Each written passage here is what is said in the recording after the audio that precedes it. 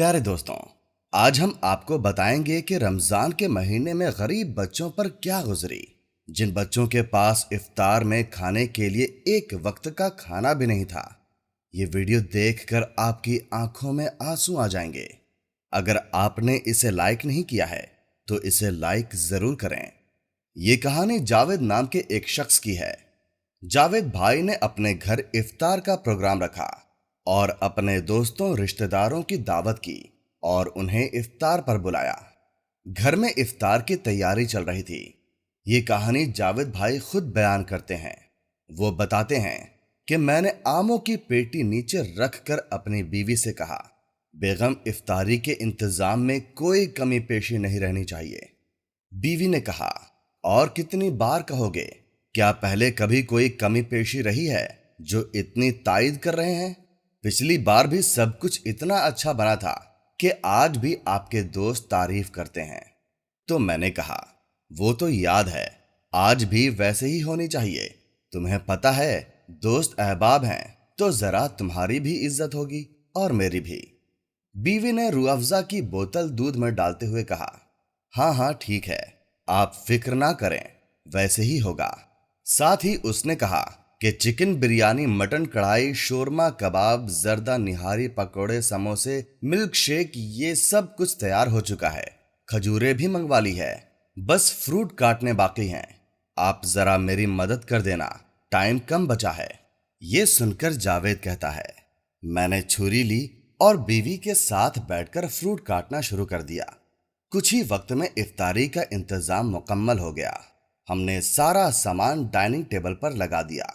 इतने में दोस्तों और रिश्तेदारों के आने का सिलसिला भी शुरू हो गया। इफ्तारी के टाइम तक सब पहुंच चुके थे। इफ्तारी का वक्त होते हुए ही सबने इफ्तारी की और खुशी खुशी खाना खाने लगे। इतने में मेरा एक दोस्त अफजल नवीद का मजाक उड़ाते हुए कहने लगे, अरे नवीद यार, थोड़ा ही खाना, ऐसा ना हो कि तुम्हें यहां से उठाकर लेकर जाना पड़े। ये सुनकर सब हंस पड़े और हंसी मजे के साथ साथ लजीज खानों का मजा लेने लगे। सब लोग खाने से फारिग हो गए तो ये कहते हुए बाहर निकले, जज़ाकल्लाह, बहुत मजा आया। मैं अपने हाथ धोने के लिए बेसिन पर गया। जाकर टंकी खोली। इतने में मेरे कान में एक बच्ची की आवाज आई। बच्ची कह रही थी, अम्मी, अब तो सब लोग तरावीह की नमाज भी पढ़ रहे हैं और हमने अभी तक इफ्तार नहीं किया। सहरी भी सिर्फ पानी से की थी। जावेद कहता है, ये सुनकर मेरी आंखों के आगे अंधेरा छा गया। ये आवाज पड़ोसियों के 12 साल की बच्ची की थी। मैं ये जानता था कि दीवार से किसी के घर में बिना इजाजत झांकना गलत है, लेकिन फिर भी मैं दीवार से उनके घर में झांकने पर मजबूर हो गया। मैंने देखा कि एक बच्ची अपने माँ के सर पर खड़ी थी और माँ चारपाई पर सिर झुकाए बैठी थी और उससे नजर नहीं मिला रही थी। बाकी बच्चे अपनी बहन का सवाल सुनकर माँ के जवाब का इंतजार करने लगे। बच्ची बार बार खाने का मुतालबा करती रही। जावेद बताता है, मैं ये देखकर जैसे पत्थर सा हो गया।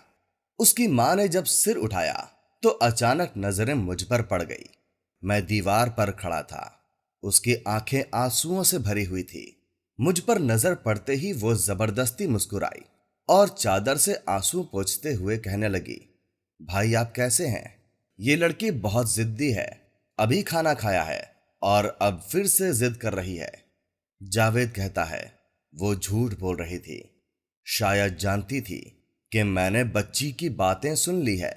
मैं सोच रहा था कि जो मेरे दोस्त इफ्तारी करते वक्त बार बार खाने की तारीफ कर रहे थे और एक दूसरे को कह रहे थे कि भाई कम खाओ वगैरह वगैरह, ये सब बातें जब उन्होंने सुनी होंगी तो इन पर क्या बीती होगी। जावेद बताता है, मैं ये सब कुछ देख और सोच रहा था। इतने में पता नहीं मेरी बीवी कब मेरे पास आकर खड़ी हो गई। मैंने अपने आप को बड़ी मुश्किल से नॉर्मल किया और बिजली की तेजी से बाहर की तरफ लपका तो बीवी कहने लगी, अरे अरे, कहाँ जा रहे हैं? क्या हुआ? सब खैरियत तो है ना? आराम से जाएं। आखिर क्या हुआ? क्या है?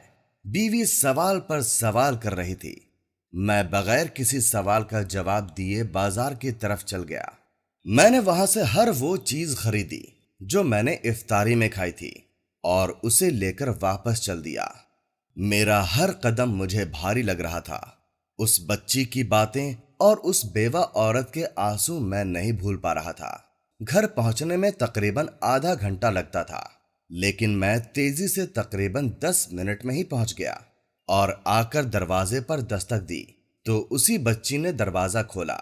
مجھ پر نظر پڑتے ہی اس کی آنکھیں خوشی سے چمک اٹھی۔